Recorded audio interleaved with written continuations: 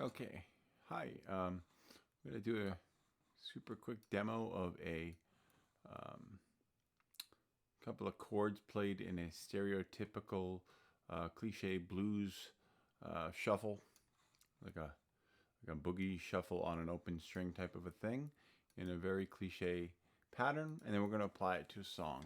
Um, we're going to start with our A power chord. I'm playing the open A string.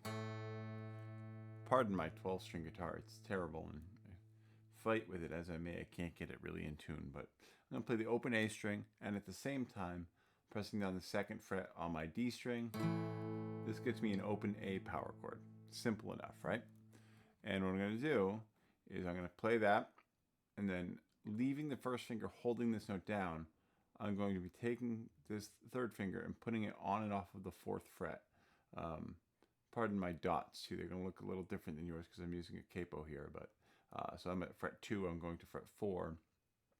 My finger is going to go on beat 2 and on beat 4. It's going to come off on beats 1 and 3. And this is the most simple version of our kind of shuffle boogie pattern on an open A. So 1 and 2 and 3 and 4 and 1 and 2 and 3 and 4, 1 and 2 and 3. That's my A pattern. Easy, right? Now, we'll have a couple of other ones that are equally as easy. I'm going to go to the E pattern. They'll start on an open E power chord. Open 6th string is the note E.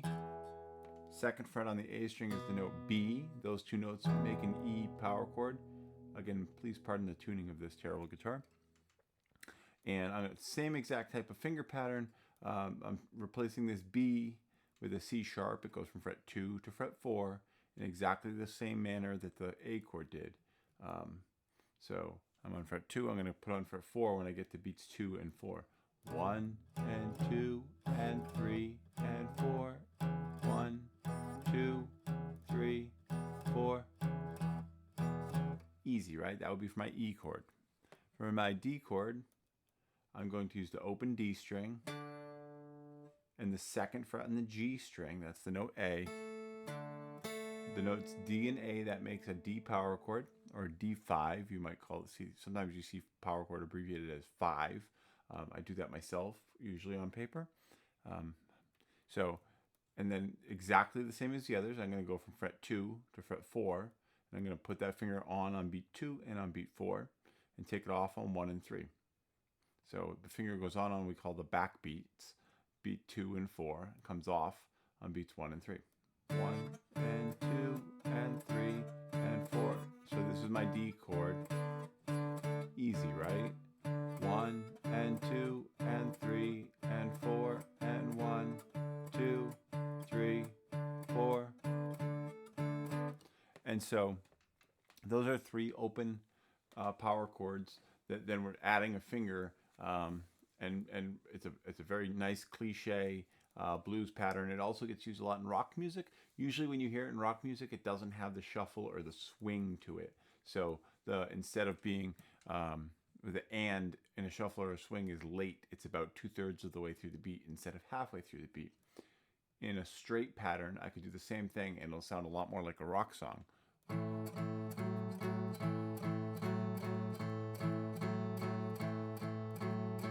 You speed it up a little bit too, and then it really starts to sound like something that might be in a rock song. Anyways, so these patterns are open power chords that turn into boogie patterns when we put that finger off and on. And we're going to use those 3. I'm going to add one more chord here. This is our bar F sharp minor. I'm at fret 2, barring all the way across, and I'm on fret 4 on strings 5 and 4. So I got this. This chord is probably not going to sound very good on this guitar, but let's hear it. Yeah, it sounds pretty terrible. But I should really be demonstrating this on a different guitar. But the song I want to put together with these elements is 12-string song originally. We're going to play Stevie Ray Vaughan's Life by the Drop. A little bit simplified version, but it'll still sound good. We could very well play it on a 6-string. We could play it on an acoustic or an electric. The original is on an acoustic 12-string, which is why I chose to make the video using this acoustic 12-string. But really, this guitar, I probably should have chose a better guitar. This one is really rough. Okay, anyways, So we take our pattern, and so the verse of this song is going to be super simple. We're going to do a verse, one measure of A, so that's 1/4 count. That means my finger will go on and off 2 times. One measure of A, one measure of E. Then I'm going to go to that F sharp minor bar chord, and I'm going to play like a 1 and 2, 3, 4, and type of a pattern. And then I'm going to go to a measure of D. So let me demonstrate that. I'll kind of say what I'm doing as I do it here. Oops, what did I just do? Okay. And like I say, this is a slightly simplified version, but it really should get the basic gist of this song across. I'm going to go 1 and 2 and 3 and 4, switch. 1, 2, 3, 4, F sharp minor, D.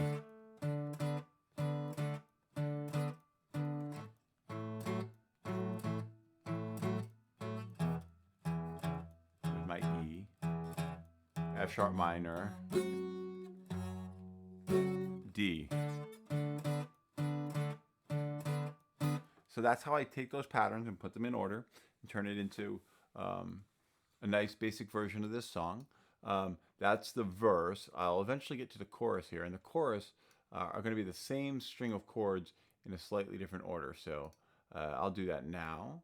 When I get to the chorus, that's the part of the song. If you're listening to the original song, there, he's singing, "You're living the dream of you on top," blah blah blah blah blah. So, and that'll start on my chorus is going to start on my F sharp minor. You're living the dream, D, of you on E, F sharp minor. My mind is aching, D, E, F sharp minor. That's how it happened, D. Live in E chord, A. Okay, let me break down what just happened.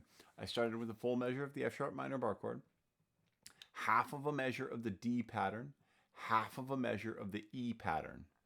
Okay, got that? So it was full measure of F sharp minor, followed by a half of a measure of the D pattern, half of a measure of the E pattern. So that makes up a total of 2 measures.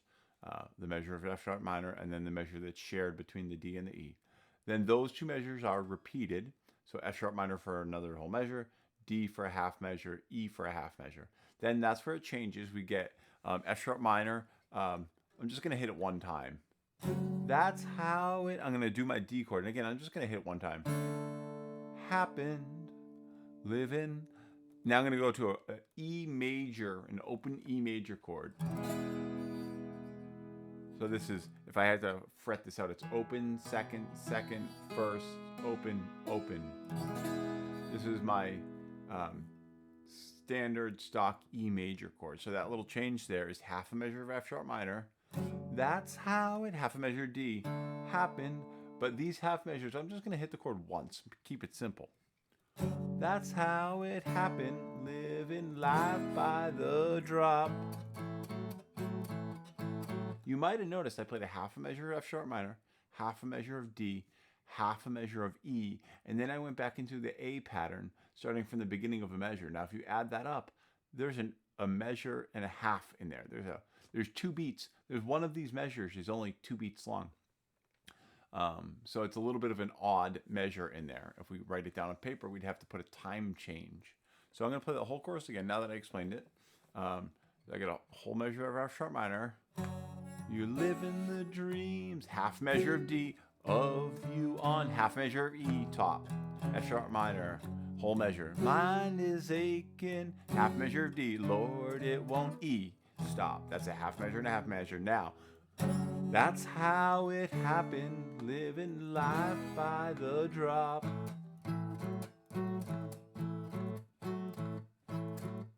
Then I'd start another verse. Hello, friend, I don't know the words. And I messed up the order of the verse. I'm not going to start this video over, but that's okay. So verse should have been A, E, F sharp minor, then D. So as I come out of that chorus, and I'll do it again, the end of the chorus, That's how it happened, living life by the drop. I'll play just a couple of measures of A, just kind of reestablish the rhythm and get ready to sing again. Blah, blah, blah. Go to my E for one measure. Blah, blah, blah. F sharp minor. D. And we do it again. A for measure 3 and 4. E for measure 1 and 2 and 3. F sharp minor 1 and 2, 3, 4. D. 2, 3. I'd be back at the chorus. You live in the dreams of you on top. Whole measure of F sharp minor. Half measure of D, half measure of E. That's how it happened, living life by the A chord. Good. Now that's the basic gist of how we can use these.